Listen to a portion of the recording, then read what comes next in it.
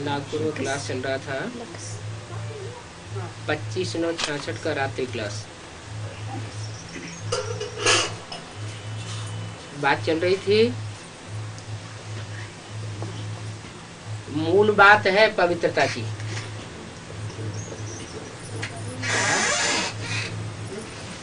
इस ज्ञान में मूल लक्ष्य क्या है? पवित्र रहने का, जिसके लिए ही सारा झगड़ा होता है। क्या घरगृहस्थ में अगर कोई झगड़ा होता है तो पवित्रता के लिए होता है।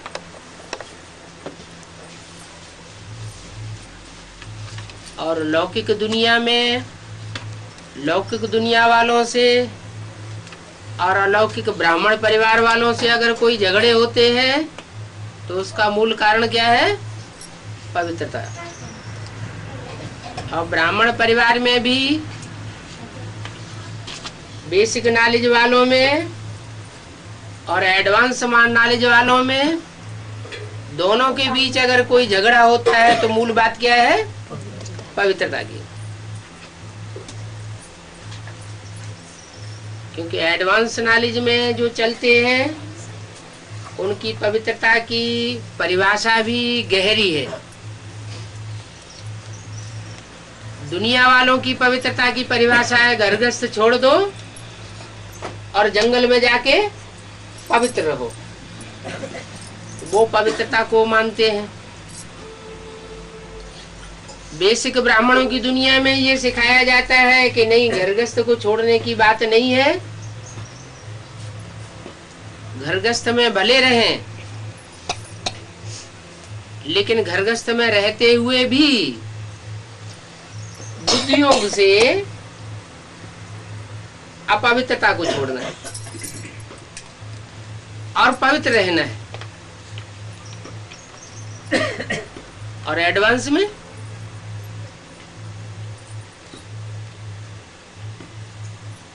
में तो और ही आगे की बात बताई जाती है।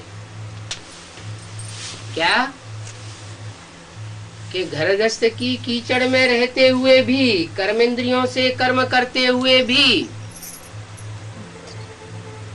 मन बुद्धि को उपराम रखना है। इन बातों को न समझ पाने के कारण झगड़े होते हैं। क्रोध के कारण कितने मरते हैं। क्रोध कब आता है? काम की आस पूरी नहीं होती है तो कामेशु क्रोधेशु हो जाते हैं। इसलिए बाप ने बहुत सहज बताया है कि याद करना है। किसको याद करना है?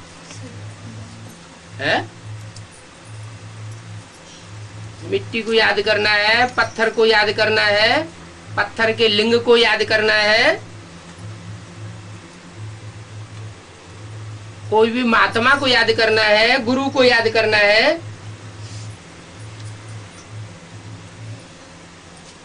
देवता को याद करना है। किसको याद करना है? ऊंच ते ऊंच जो एवर प्योर है। कौन? शिव बाप या शिव बाबा? शिव बाबा। बाप तो बिंदु, बिंदु बिंदु आत्माओं का बाप ज्योति बिंदु। उसके एवर प्योर और नॉन प्योर होने की बात ही नहीं। बिंदी के लिए नहीं कहा जाएगा पवित्र। बिंदी जब शरीर में प्रवेश करे और शरीर में प्रवेश करके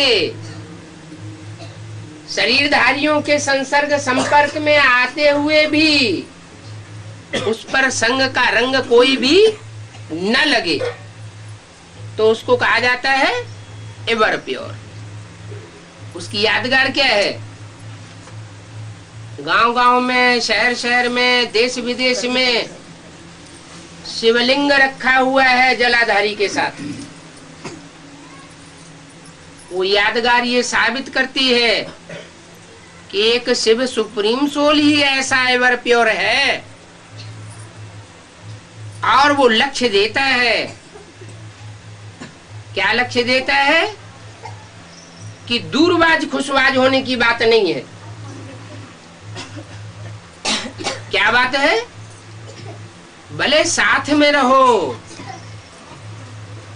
लेकिन बुद्धि को कंट्रोल करो। बुद्धि का लगाव, बुद्धि का अटैचमेंट नहीं जाना चाहिए। ये है असली पवित्रता। तो बताया कि याद करना है। याद XYZ कोई को भी याद नहीं करना है। किसको याद करना है? जो ऊंच ते ऊंच पार्टधारी है। क्या? ऊंच ते ऊंच और नीच ते नीच, ये परमधाम की बात है या इस दुनिया की बात है? इस दुनिया की बात है। इस दुनिया में रह करके जो कर्मेंद्रियों से ऊंच ते ऊंच पार्ट बजा के दिखाए और एवर प्योर साबित होकर के दिखाए, वो है ऊंच।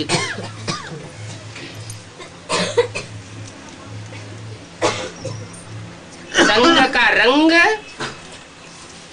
अगर अटैचमेंट है तो जरूर लगेगा।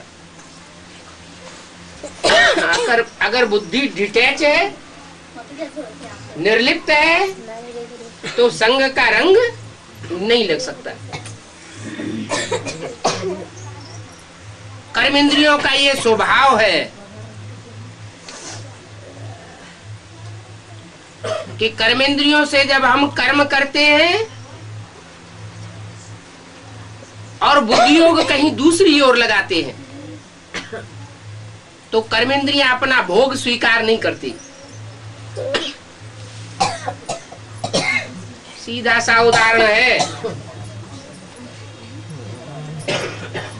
जैसे कोई महबूब अपनी महबूबा को याद करता है, याद करते करते कारखाने में काम करता है, रास्ते में जाता है और उसकी आंखों के सामने से ढेर लोग गुजर जाते हैं, उसे कोई याद नहीं रहता। क्यों नहीं याद रहा? आंखें तो खुली हुई थी। क्या कारण हुआ? आंखें खुली होते हुए भी आंखों के सामने से जो लोग गुजर गए वो याद क्यों नहीं रहे? आंखें खुली रही तो आंखों ने अपने विषय को ग्रहण क्यों नहीं किया? क्योंकि बुद्धि महबूबा की तरफ थी। जो लोग आंखों के सामने गुजर गए उनकी तरफ बुद्धि योग नहीं गया। ऐसे ही दूसरी इंद्रियों का भी स्वभाव है। इंद्रियां मन बुद्धि के लगाव के बगैर अपना भोग स्वीकार नहीं करती। तो ऐसी प्रैक्टिस करनी है कि इंद्रियां संग में रहते हुए भी अपने विषय भोग को स्वीकार न करें, तो कोई भी पाप कर्म नहीं लग सकता।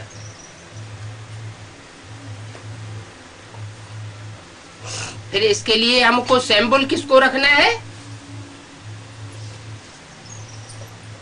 किसी को फॉलो करना होता है तो एक सैंबल रखा जाता है। हमारा सैंबल है शिव बाबा। 2-3 रोज जैसे मनुष्य भूख हड़ताल करते हैं ना,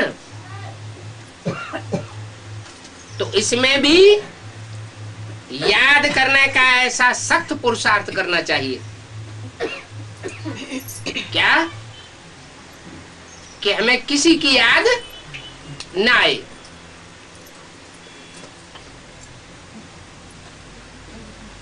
तो हम 2-3 दिन इकट्ठा याद में रहते। जितना हो सके अपने साथ एक की याद करने की प्रतिज्ञा करनी चाहिए कि हम एक के अलावा और कोई दूसरे को याद नहीं करेंगे। याद से अपना जमा तो कर ले वे। कैसी याद से? कैसी याद? विविचारी या अविविचारी? अब विविचारी याद से जमा होगा। खंडित याद होती रहेगी, दूसरों के बीच में याद आती रहेगी, तो घाटा होता जाएगा। सबसे अच्छी बात यह है चलते फिरते भोजन पर याद की टेव डाल लेनी है। क्या? बैठ कर याद करना वो बड़ी बात नहीं। बड़ी बात क्या है? कर्म करते हुए भी, जैसे चलते हैं, भोजन करते हैं, उस समय भी हमें याद रहे तो क्या होगा? भोजन में आसक्ति नहीं होगी। जैसे लगाव पूर्वक कोई चीज खाई जाती है तो वो चीज बार बार याद आती है। बड़ा अच्छा भोजन था, कितना स्वादिष्ट रसगुल्ला था, तो पदार्थों की भी याद आती है। जिन्हें चैतन्य आत्माओं का संग किया जाता है कर्मेंद्रियों से, वो भी याद आती है।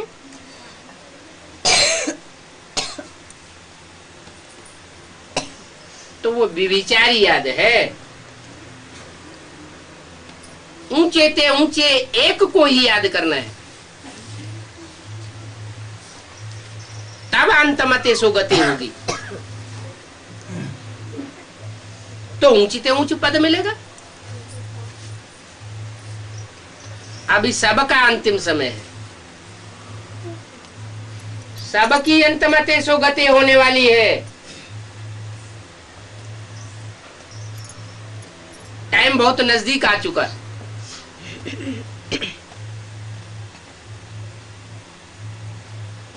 इस दुनिया का विनाश सामने खड़ा हुआ है। जैसे अर्जुन से गीता में भगवान ने कहा, ए अर्जुन,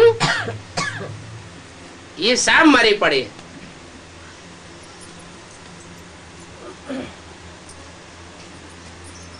तो क्या उस समय जब शरीर छोड़ना होगा, देह का ममत्व छोड़ना होगा, विनाश के टाइम पर क्या बैठ के याद करने का मौका मिलेगा? कोई जरूरी है कि चैन से वहां बैठ सकेंगे? चारों तरफ हाहाकार होगा, भाग दौड़ मचेगी, तो उस समय बैठ के याद करने का मौका मिलेगा क्या? नहीं मिलेगा। तो क्या प्रैक्टिस करनी चाहिए? कर्म करते, चलते फिरते, भोजन करते भी याद में रहना है, लेकिन एक की याद में रहना। याद की यात्रा से तुमको फायदे बहुत है। क्या क्या फायदा होगा? एक तो अव्यभिचारी याद की प्रैक्टिस पड़ेगी, दूसरा जितना जितना हम याद करेंगे उतना वायुमंडल शुद्ध होगा। याद के टाइम में हमारी आंखों से जो वाइब्रेशन निकलता है, जिन जिन आत्माओं पर, वस्तुओं पर वो वाइब्रेशन पड़ेगा, वो पदार्थ भी, वो आत्माएं भी पवित्र होती जाएंगी। जितना जितना हम अव्यभिचारी याद में रहेंगे, हमारे पाप कर्म भस्म होते जाएंगे। और जितने जितने हमारे पाप कर्म भस्म होंगे, उतना हम धर्मराज की सजाओं से बचेंगे।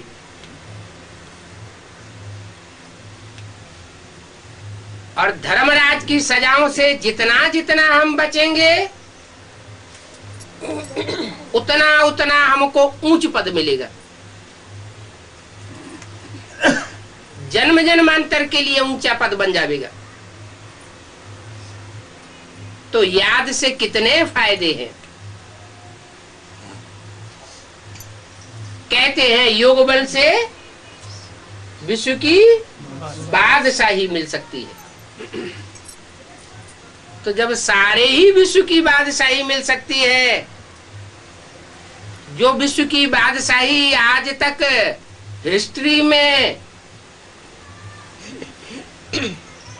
बड़े बड़े महत्वाकांक्षी हुए, उन्होंने भी विश्व की बादशाही प्राप्त नहीं कर पाई। उन्होंने सोचा कि बाहुबल से हम सारी दुनिया को जीत लेंगे। हिटलर, नेपोलियन, मुसोलिनी, कोई भी विश्व के ऊपर विजय प्राप्त नहीं कर सके। ऐसी विश्व की बादशाही योग बल से प्राप्त हो सकती है। तो योग बल से क्या नहीं प्राप्त हो सकता।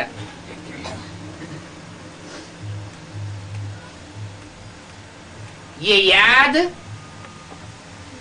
भगवान का सबसे बड़ा प्रसाद है, सबसे बड़ी देन है।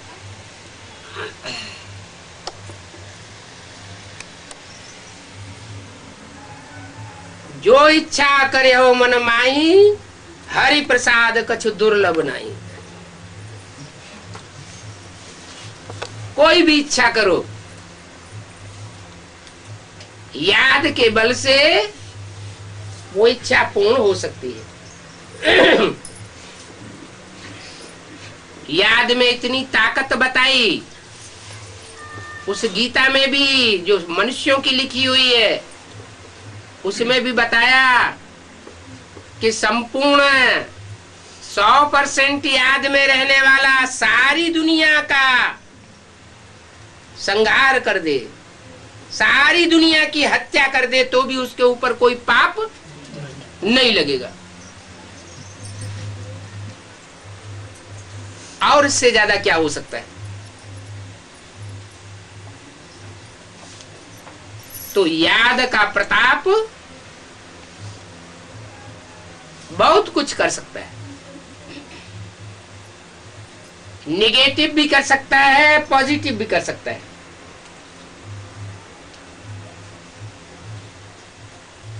तुम तो विश्व को पवित्र बनाने के निमित्त बनते हो।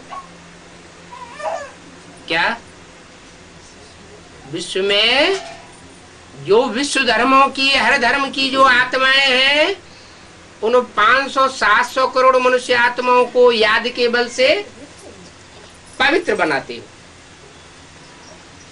सिर्फ आत्माओं को ही नहीं, मनुष्य आत्माओं को ही नहीं, मनुष्य के आधार पर चलने वाले जो कीट, पशु, पक्षी, पतंगे हैं, वो भी पवित्र हो जाते हैं।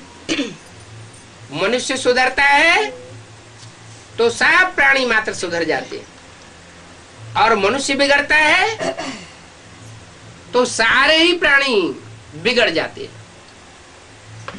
उदाहरण के तौर पर जंगल में जो प्राणी रहते हैं वो ज्यादा बीमार पड़ते हैं,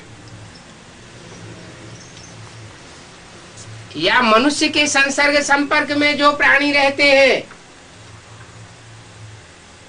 वो ज्यादा बीमार पड़ते हैं।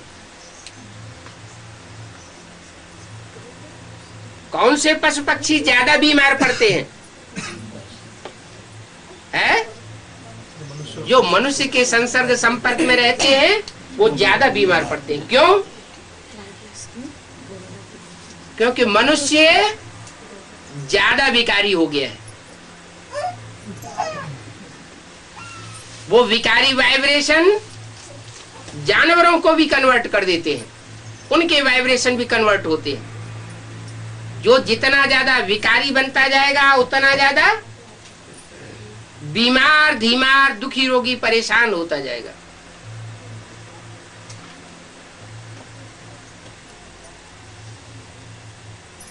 तो जब तुम विश्व को पवित्र बना सकते हो याद की यात्रा से, तो भोजन तो कोई बड़ी बात नहीं है। क्या भोजन कहीं बाई चांस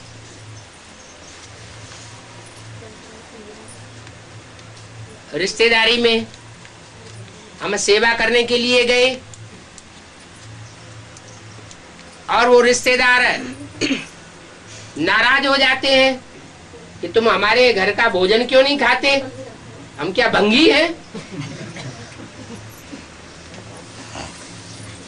तो ऐसी याद की तीखी यात्रा में रह करके भोजन करेंगे तो वो भोजन विपरीत असर नहीं डालेगा। भोजन को पवित्र बनाना भी कोई बड़ी बात नहीं है। जब भोजन बनाते हो तो बाप की याद में रह करके भोजन बनाते हो तो वो पवित्र बनता है। अगर व्यभिचारी याद में रह करके तुम भोजन बनाते हो तो भोजन भी क्या हो जाएगा? अपवित्र हो जाएगा, भले तुम अपने हाथ से बनाते हो। तो भोजन को परिवर्तन करना, पवित्र बनाना, ये कोई बड़ी बात नहीं है। बाप को याद करके दृष्टि दी, बस याद में भोजन खाओ। मिलिट्री के लोग होते हैं, उनको तो कैंटीन में खाना पड़ता है,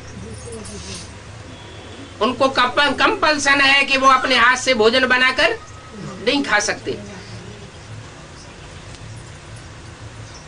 युद्ध के मैदान में जाएंगे तो उन्हें बना बनाया भोजन लेना ही पड़ेगा। तो क्या वो अपवित्र बनते रहेंगे? वो ज्ञान योग में नहीं चल सकते, ईश्वरीय राजयोग नहीं सीख सकते। सीख सकते हैं। उसका तरीका यह है कि याद में रह करके भोजन करें, याद में रह करके लड़ाई लड़े, युद्ध करें।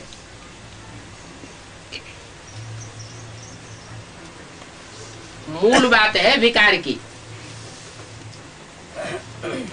विकारी दृष्टि वृत्ति नहीं होनी चाहिए, इसमें खबरदार रहना है, क्योंकि विकारों की ही कट चढ़ती है।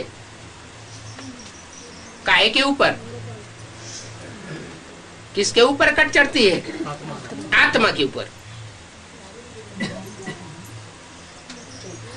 मनसा में विकार बहुत तूफान लाते हैं। विकार माना माना विपरीत, कार माना कर्म। जो श्रीमत के बरखिलाफ कर्म है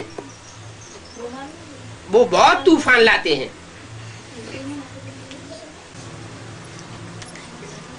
तो मनसा में जो तूफान आते हैं विकारों के, इन पर ही बहुत मेहनत करनी है।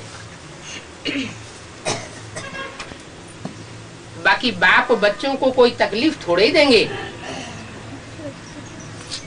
सीढ़ी पर समझाना बहुत अच्छा है। क्यों?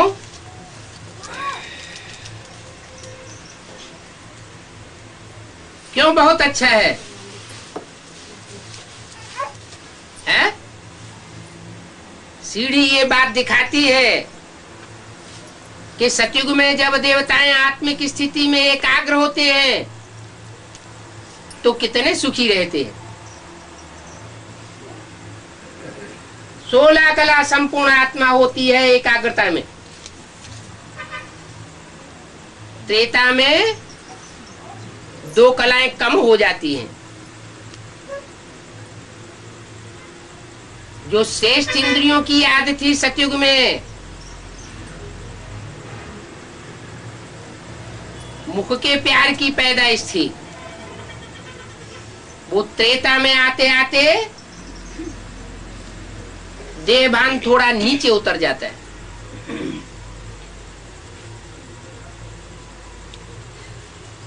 तो प्योरिटी की पावर कम हो जाती है। द्वापर युग में वो जो देवताएं सतयुग त्रेता में थे, श्रेष्ठ इंद्रियों से आचरण करते थे, उनका बुद्धियोग भ्रष्ट इंद्रियों में पहुंच जाता है। और जब भ्रष्ट इंद्रियों में बुद्धियोग जाता है तो तेजी से पतन होता है, विविचारी वासना बढ़ती है।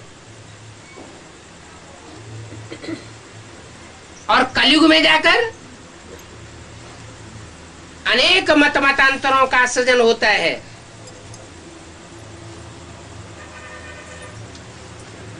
और सब मनुष्य आत्माएं अपने बुद्धियोग को खो बैठती है, तो कलाहीनता हो जाती है। तो सीढ़ी पर समझ सकते हैं कि एकाग्रता बहुत बड़ी चीज है। कलयुग के अंत में तो परमात्मा को ही सर्वव्यापी बताई देते, तो बुद्धियोग और ही ज्यादा भटक जाता है कण कण में।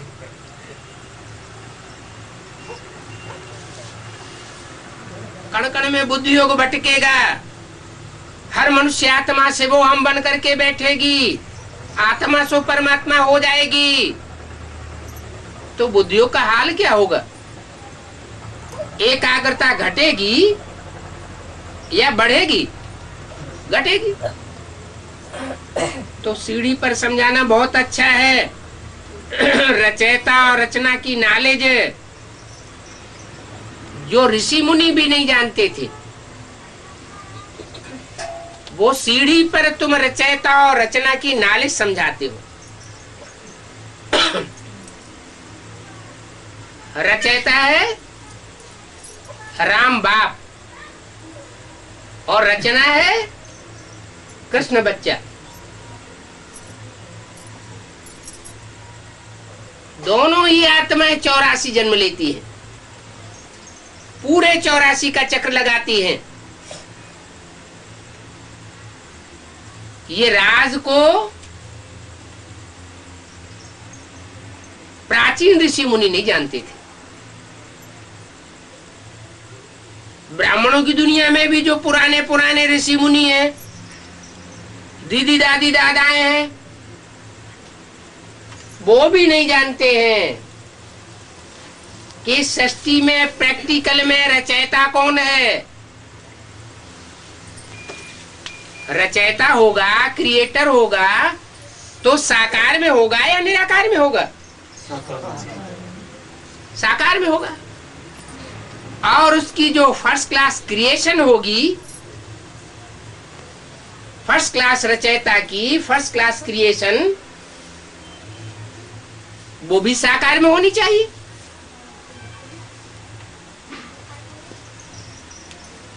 तो रचयिता कौन और रचना कौन? फर्स्ट क्लास रचना कौन? और फिर पहली रचना कौन?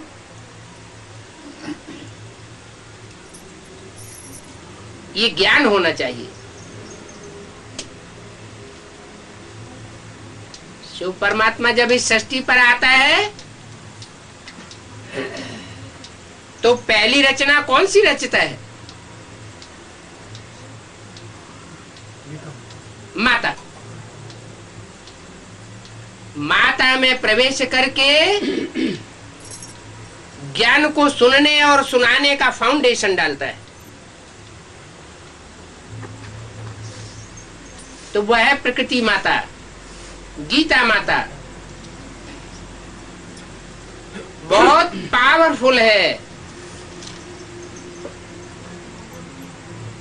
जब वो विकराल रूप धारण करती है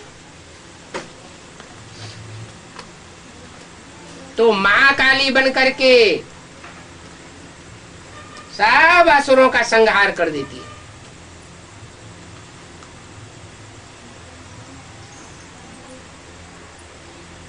वही बचते हैं जो नई सृष्टि में जाने योग्य होते हैं।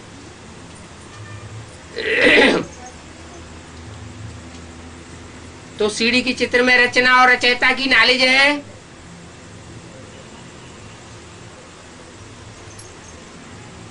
इनसे रोशनी बहुत अच्छी आ जाती है।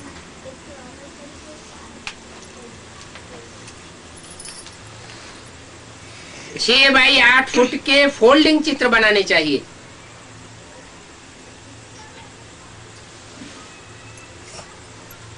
जो बड़े चित्र होते हैं वो शो अच्छा करते हैं, नहीं तो अंधे की औलाद अंधों को दिखाई नहीं देता है।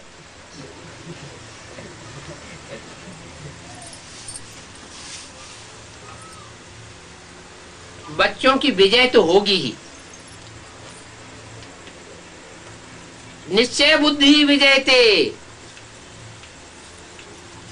कौन से बच्चे जीतेंगे? जो निश्चय बुद्धि होंगे। प्रदर्शनी में जो भी सुनते हैं तो स्वर्ग में तो आ जाएंगे, हैं?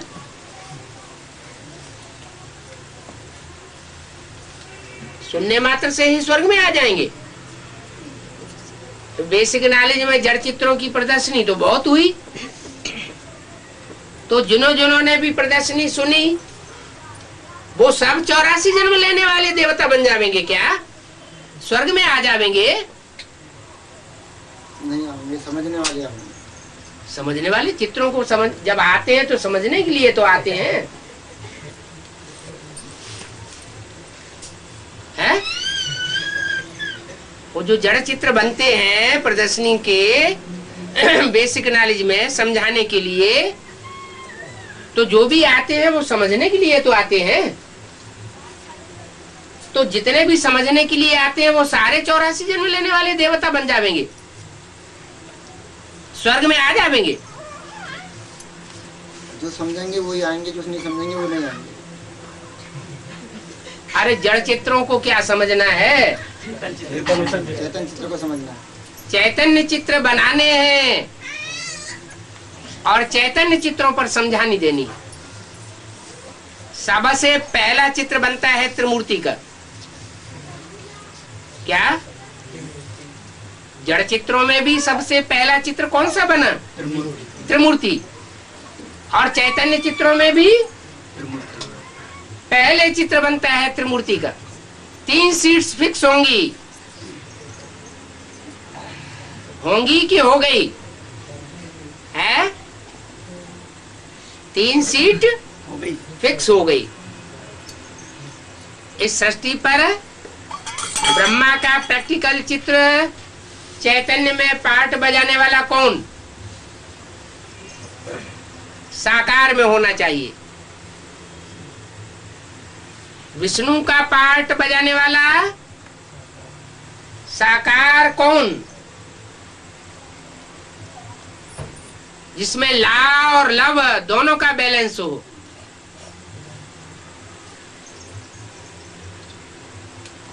और ला फुल पार्ट बजाने वाला कौन? तीसरी मूर्ति जो दिखाई गई है, शंकर। ये तीनों मूर्तियों का ज्ञान बुद्धि में होना चाहिए। अगर बुद्धि में ये ज्ञान नहीं है तो स्वर्ग में आने योग्य नहीं है। क्यों?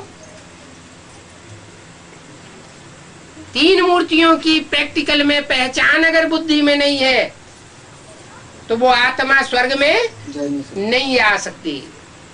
बाप को, त्रिमूर्ति बाप को नहीं पहचाना तो बाप का वर्षा स्वर्ग कैसे मिलेगा?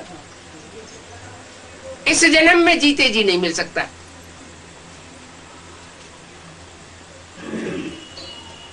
अगले जन्म में मिल सकता है, माना 82-83 जन्म का प्राप्ति कर सकता है, लेकिन 84 जन्म की प्राप्ति नहीं कर सकता।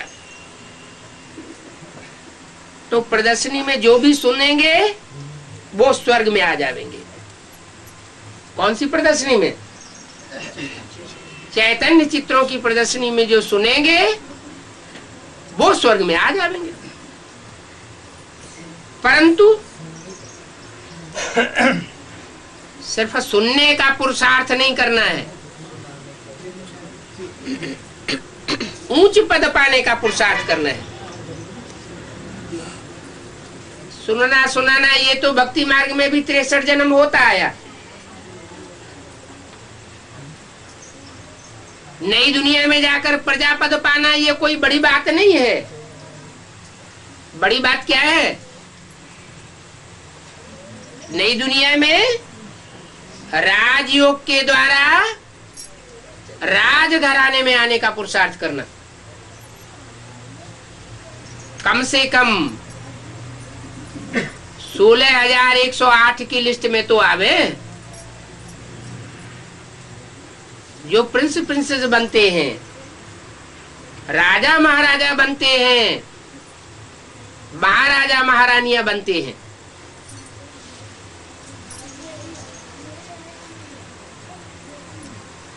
तो पद पाने का पुरुषार्थ करना चाहिए। 16,000 का भी लास्ट पद पाने का पुरुषार्थ नहीं करना है। क्या करना है? कम से कम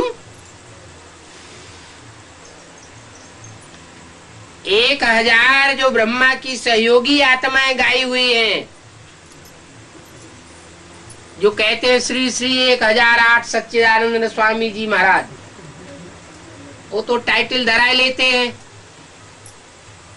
असली टाइटल तो बाप का है। ब्रह्मा बाप, जिसकी 1000 भुजाएं सहयोगी बनती हैं, उन सहयोगी भुजाओं में तो नंबर आवे। पुरुषार्थ तो करना चाहिए 108 में आने का, और भी ऊंची महत्वाकांक्षा हो तो 8 में आने का पुरुषार्थ करना।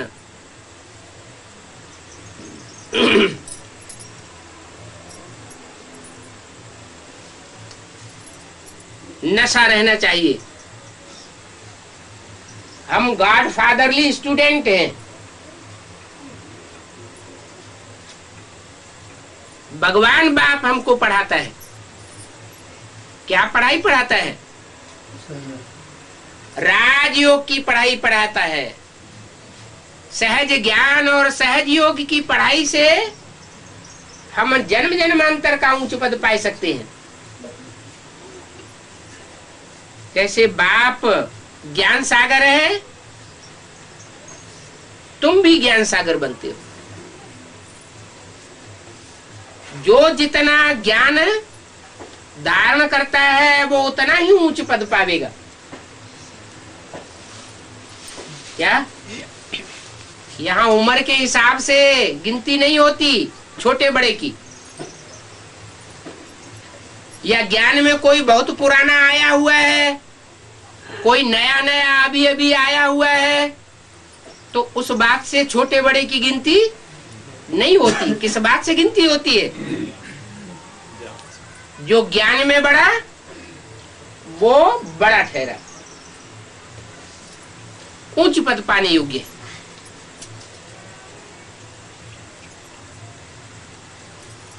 फिर ज्ञान के ही पंडित बन करके नहीं रह जाना है।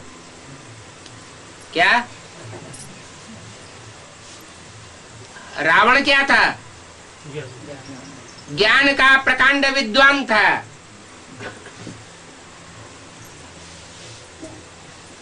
पावरफुल आत्मा थी,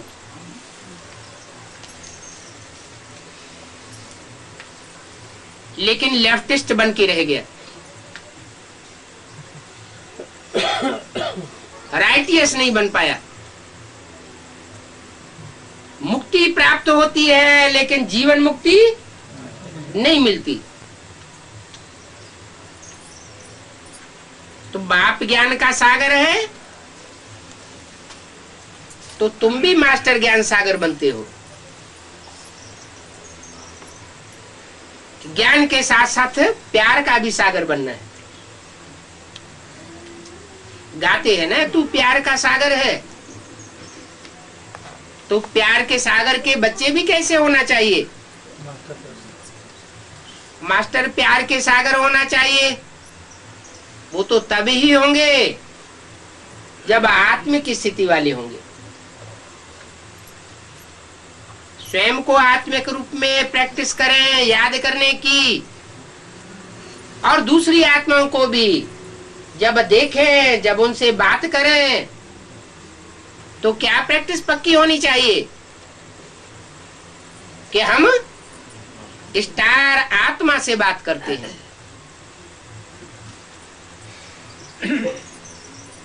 तो ज्ञानी भी बनना है, प्यारा भी बनना है, और पवित्र रहना है।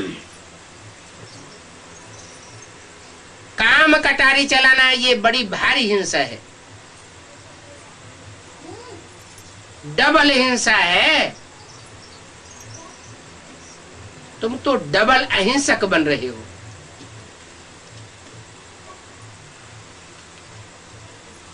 तुम स्थूल हिंसा भी नहीं करते हो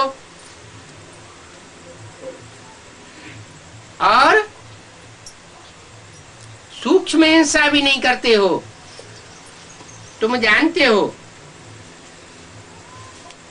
सतयुग में अहिंसक कोई भी बात, वो हिंसा वाली कोई बात नहीं होती।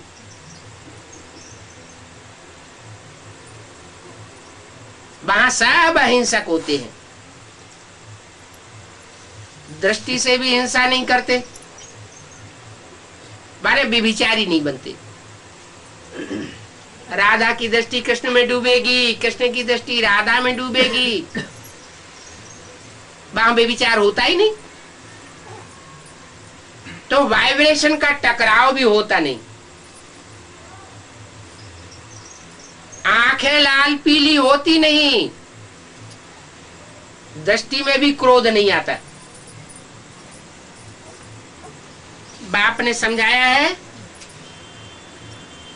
ये महाभारी महाभारत लड़ाई तो नामी ग्रामी है। कैसी लड़ाई? महाभारी।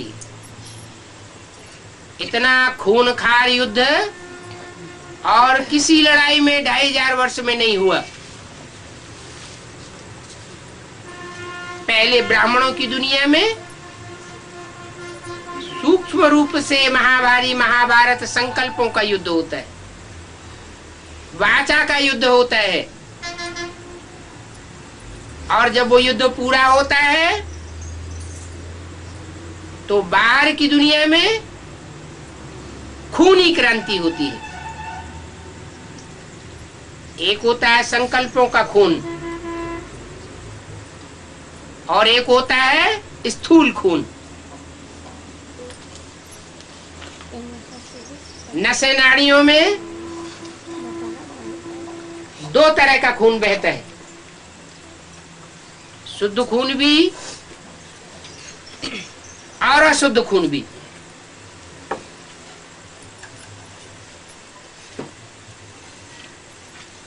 तो दो सेनाएं हैं, एक आसुरी और दूसरी देवताई। दैवी सेना श्रेष्ठ संकल्प धारण करती है, श्रेष्ठ संकल्पों का खून बहाती है, कोई की ग्लानि नहीं कर सकती। ज्ञान की बातें सुनना और ज्ञान की बातें सुनाना, ज्ञान का मनन चिंतन करना और दूसरों को भी ज्ञान का मनन चिंतन मंथन कराना, न किसी की व्यक्तिगत ग्लानि करना और न ग्लानि सुनना। ये किसका काम? देवताओं का। ये दैवी सेना का काम है, आसुरी सेना का काम इसके विपरीत है। वो ज्ञान की जगह क्या सुनावेंगे? अज्ञान ही सुनावेंगे, ग्लानि की बातें सुनावेंगे। तो आसुरी पक्ष ग्लानि सुनाता है। जो ग्लानि सुनाता है उनका हिस्ट्री में नाम पड़ता है मुगल। क्या? मुगल। मुंह कैसा हो गया? गल गया।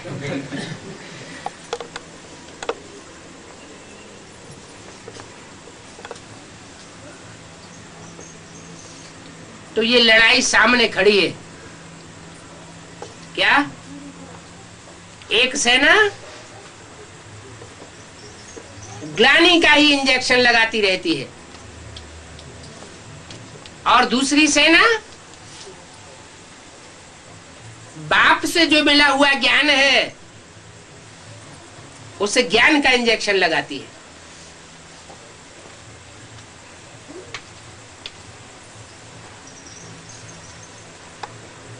ये लड़ाई नामी ग्रामी है, 5 वर्ष भी चल सकती है।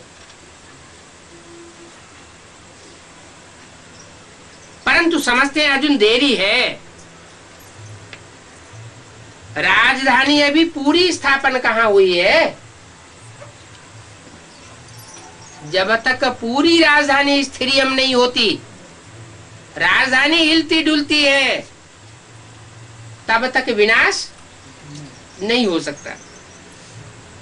ये भी जानते हैं।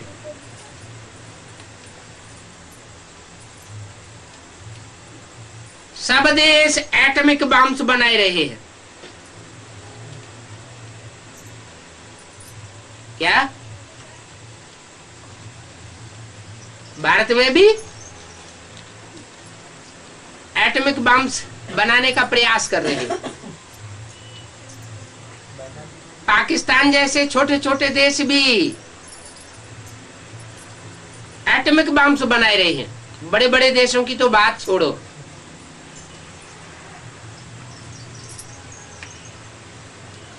ये एटॉमिक बम्स भी बेचना शुरू कर देंगे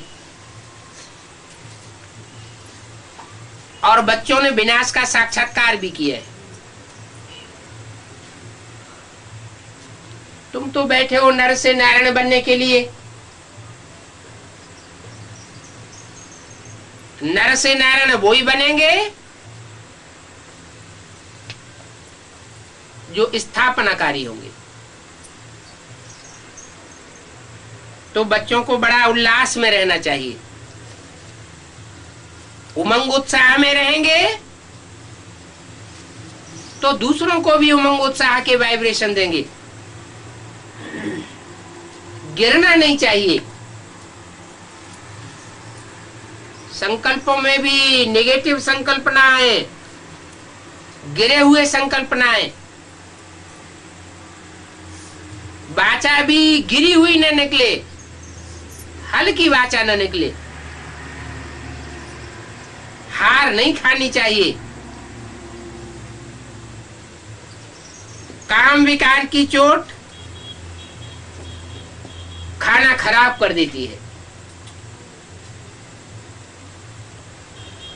बहुत संभाल करनी है। फिर भी माताएं पुकारती हैं, हमको नगन करते हैं। लेकिन माताएं हो चाहे भाई हो, काम महाशत्रु तो दोनों का है। भले भाइयों को बाबा ने दुर्योधन दुशासन कह दिया, लेकिन दुर्योधन दुशासन की एक्टिविटी के प्रभाव में क्यों आना चाहिए? माताओं का मन चंचल क्यों होना चाहिए? अगर प्रभावित होती है तो उनकी प्रजा बनना पड़े। वाचा से प्रभावित होती है, उनके वाइब्रेशन से प्रभावित होती है, विकारी दृष्टि से प्रभावित होती है, या कर्मेंद्रियों से प्रभावित होती है, तो प्रजा बनने की शूटिंग होती है। बुद्धि एकदम प्रभावित नहीं होनी चाहिए।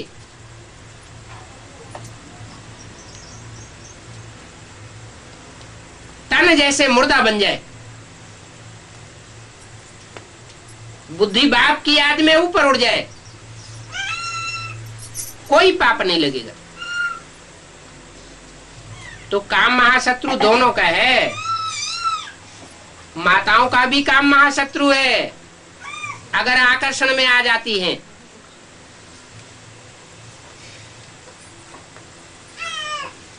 दुनिया में तो देखो कितने वैश्याओं के घर हैं। क्या बाप तो कहते हैं घर घर में वैश्यालय है। अगर पति पत्नी पर बलात्कार करता है तो विशेष दुनिया हुई ना।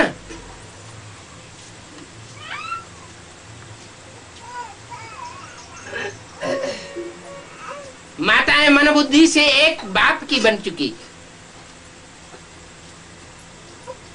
मन बुद्धि से उन्होंने तन मन धन सब बाप का बनाई दिया।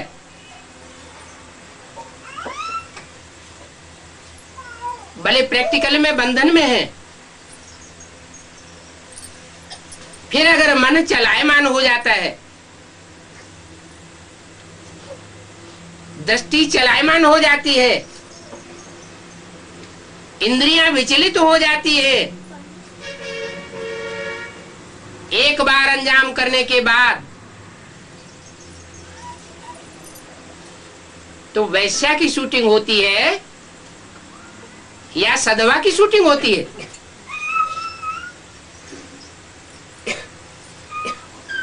बाप कहते हैं अभी वैश्यालय नहीं बनाना है। माताएं ये कार्य कर सकती हैं। माताओं को सबको सूपनखा पूतना का टाइटल नहीं मिला हुआ है। पुरुषों को तो सबको टाइटल मिल गया। सब पुरुष दुर्योधन दुशासन है। वो खुद में अपने में परिवर्तन नहीं ला सकते। शक्तियां आगे बढ़ सकती हैं। अभी बाप आए हैं शिवालय बनाने, तो बाप का सहयोगी बनना है। किसी भी हालत में शिवालय बनाना है, वैश्यालय नहीं बनाना। वाइब्रेशन बिगड़ने नहीं देना।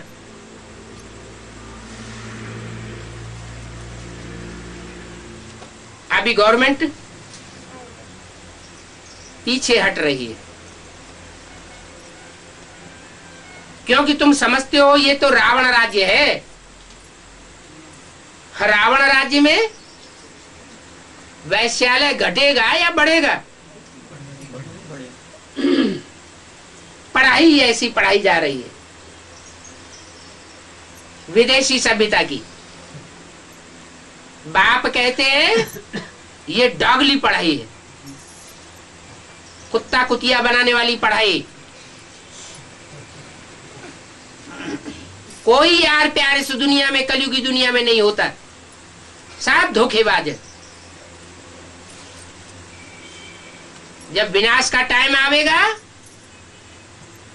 तो सब पीछे कदम हटा लेंगे। जैसे एक नजारा दिखाया था कराची में, हिंदुस्तान पाकिस्तान का बंटवारा हुआ तो जो 7 तालों में बांध बांध करके रखते थे, मेरी बेटी, मेरी पत्नी, मेरी बहन, वो सब छोड़ के भाग गए।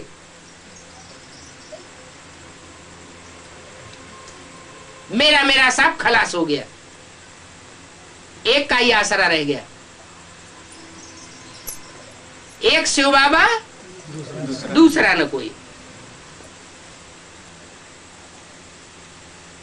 तो वैश्यालय है रावण की स्थापना, मेरी स्थापना है शिवालय। बच्चों को बहुत खुशी होनी चाहिए कि हम शिवालय में जाने वाले हैं।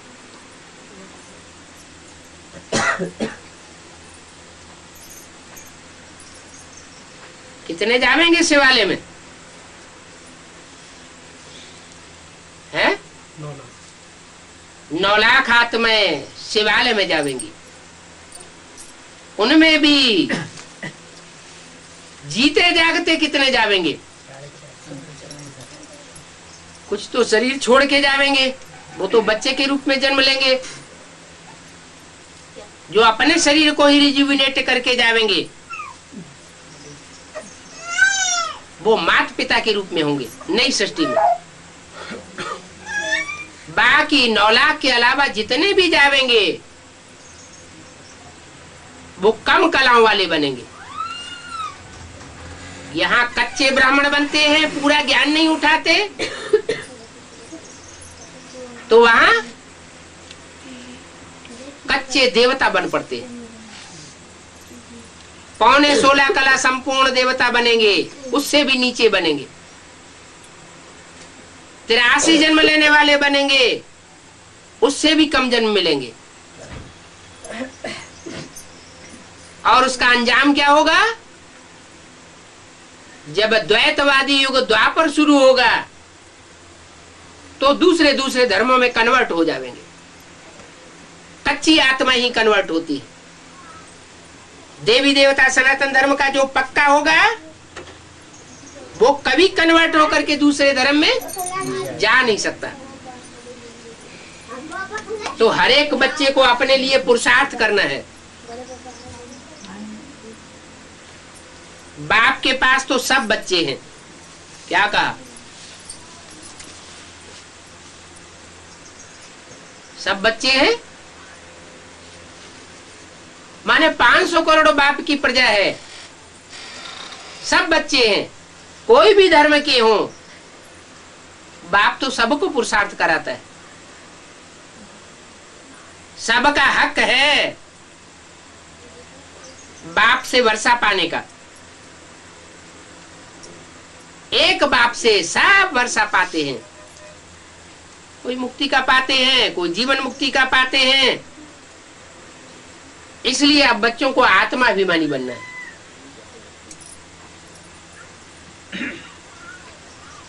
शरीर का भान छोड़ देना है। क्या?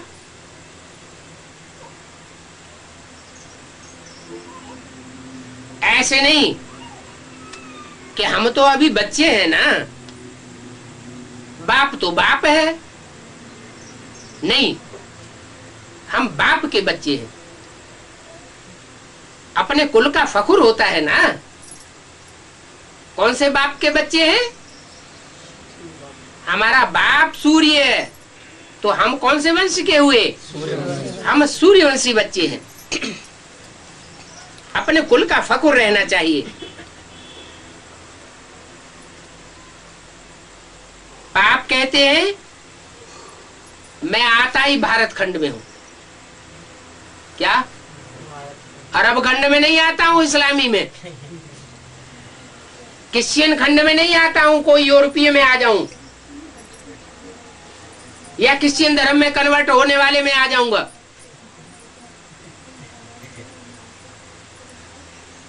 या चीनी जापानी में आ जाऊंगा, मलेशियन में आ जाऊंगा, बौद्धी में आ जाऊं। मैं किस में आता हूं? बौद्धी धर्म खंड वाले में भी नहीं आता हूं, क्रिश्चियंस में भी नहीं आता हूं, और इस्लामी या मुसलमान में भी नहीं आता हूं। किस में आता हूं? भारतवासी में आता हूं, भारत में आता हूं। मैं पतित पावन हूं। क्या? और दूसरे दूसरे खंड और वहां के वासी बाद में आते हैं। और भारतवासी तो बहुत पुराने हैं। तो ज्यादा पतित कौन बनते? जो जास्ती पुराने हैं वो जास्ती पतित बनते हैं। तो मैं पतितों को आकर पावन बनाता हूं। अब आकर के लिबरेट कर रहे हैं। ये किसको पता ही नहीं है। क्या? दूसरे धर्म खंड वालों को पता नहीं है क्या कि बाप आकर के दुख दर्दों से मुक्ति दिला रहे हैं। ये शरीर रहते रहते, जीते जागते दुख दर्दों से मुक्ति पानी है,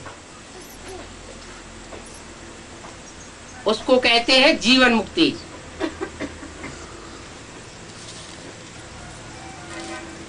आगे चल कर के पता लगेगा।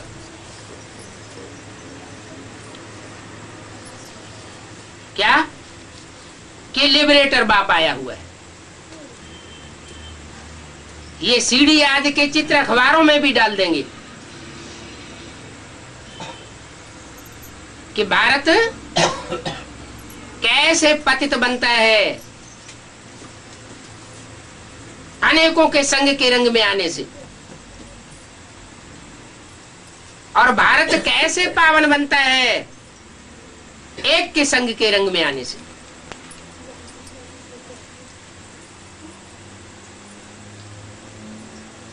ओम शांति।